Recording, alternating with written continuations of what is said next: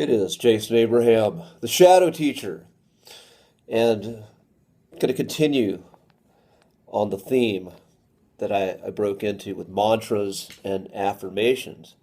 And I mentioned in that video there are certain blocks to the effectiveness of a mantra and an affirmation. One is a simple misalignment. If your nature and your abilities, your just natural inclination is too far off from the thing that at the time you believe you want to achieve or become, then a lot of times the mantras will simply not work because there's too much resistance from this matter. There's always exceptions. I can think of musicians or performing artists, musical performing artists, let's call them that were tone deaf, that went on to have great careers in the field of music and performing to large audiences all around the world. Anthony Kiedis of the Red Hot Chili Peppers comes to mind. And actually, even though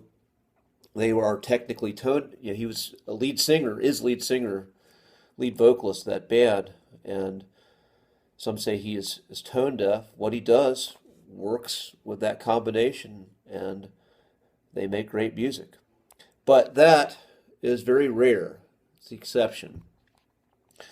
And something far more common as far as blocks go to the effectiveness of mantras and affirmations is the issue of unprocessed trauma, hidden trauma within our cellular structure, hidden trauma within our psyches that we have not faced, trauma that is stored away deep down in our subconscious and is so powerful it is running all of our conscious programs without us knowing it.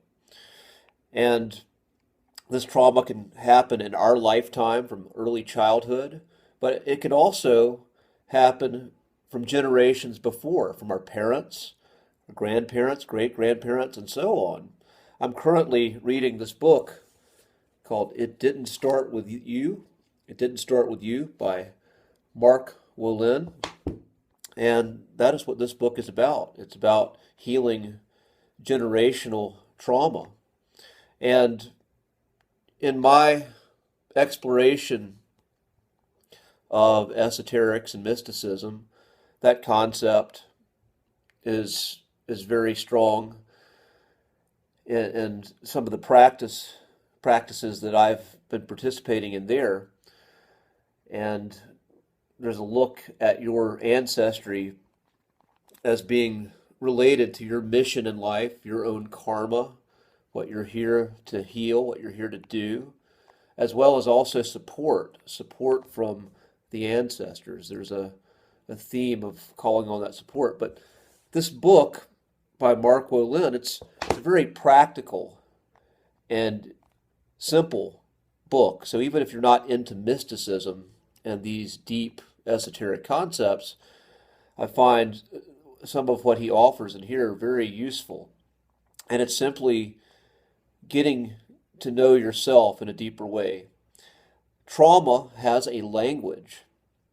And when we find ourselves repeating frustration and repeating cycles of behavior, maybe different external circumstances, but the same basic theme, we tend to have a language with that. We tend to have phrases we will say on autopilot, like a broken record, because it is a program. And this can be our trauma language. So this book goes into looking at our trauma language, looking at phrases that we say, defeatist phrases, or phrases that are related to our own imminent doom and destruction. And it goes deeper into getting to know what our ancestors were like, knowing our parents, what they were like, looking at their language, thinking of them and things they say and how we feel about them. And this is something right now I'm doing with my parents. As a kid, I kind of looked at adults as a different species. I looked at them as alien altogether, and I never really wanted to be an adult. But now, here I am, theoretically an adult. And I'm taking the time, I'm looking at my parents as human beings that went through a childhood and had their own traumas, their own struggles, and I'm trying to get to know them. They grew up in a time, my parents in particular, psychotherapy was not as readily available to them. My dad grew up in another country and grew up in poverty, actually, and definitely didn't have this sort of luxury available to him. And getting to know them, I'm able to see what kind of trauma they may have carried from their lives that I'm experiencing, and also getting to know the generations before them. I have reference to one grandparent, but many of the others I didn't really get to know. And so my reference point is going to be through my parents' perspective. And right now, this is also valuable as many people are utterly confused about the nature of reality and their existence. People are being encouraged to deny their experience, to deny what they have taken in and witnessed with their own eyes and taken in through their own senses and have processed that and made sense of that. People are in a time where they are utterly confused about the nature of how things are and what things were. And I find, again, gathering the perspectives of my parents, people who lived generations before I did, and getting some stories about my grandparents, my great-grandparents, whatever they can remember, is also valuable for someone's perspective in the world, and weighing that with what you read in a history book, and or an alternative history book as well, and just our whole quest to be in alignment with a sense of reality and truth.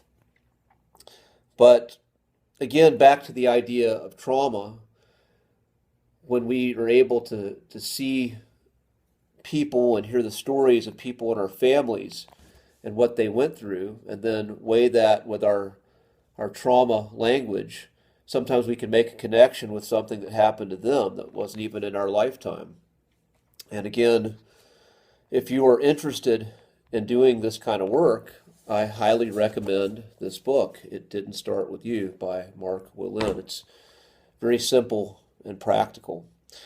With that being said, again, for us to thrive, for us to use those mantras of success, we got to move the barriers that were in us. And the greatest barriers are the ones we're not even aware of. So that being said, be strong, be well, and I'll see you on the other side.